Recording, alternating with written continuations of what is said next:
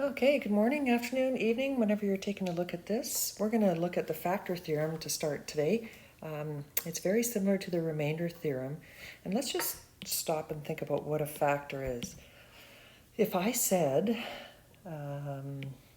42 has a factor of 7, we know that 7 is a factor of 42 because it divides evenly and there's no remainder. So we're going to think about that when we talk about the factor theorem. First, let's do a little review. Divide this by x minus 5. So if it doesn't indicate how to divide, I always use synthetic division because I feel like it's a little bit easier, a little quicker. And remember here, we're going to use the 5. So 5 times 1 is 5, negative 1, negative 5, negative 2, negative 10, and 0. So when I divide x minus 5 out of this polynomial, I get a remainder of 0.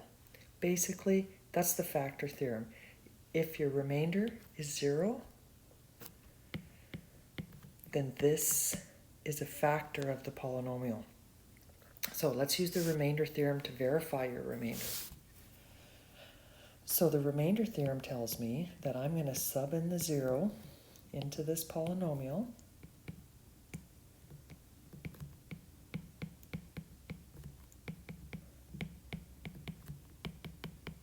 And if I work that out, it gives me 0.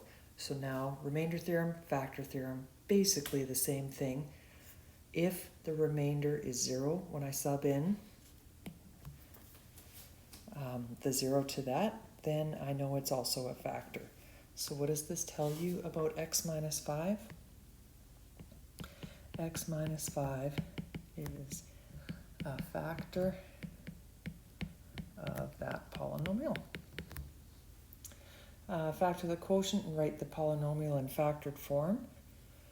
Okay, well I know that the polynomial has a factor of x minus 5.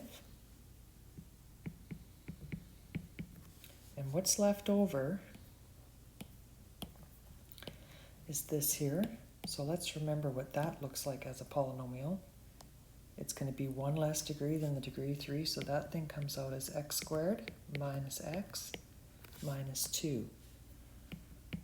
X squared minus x minus 2.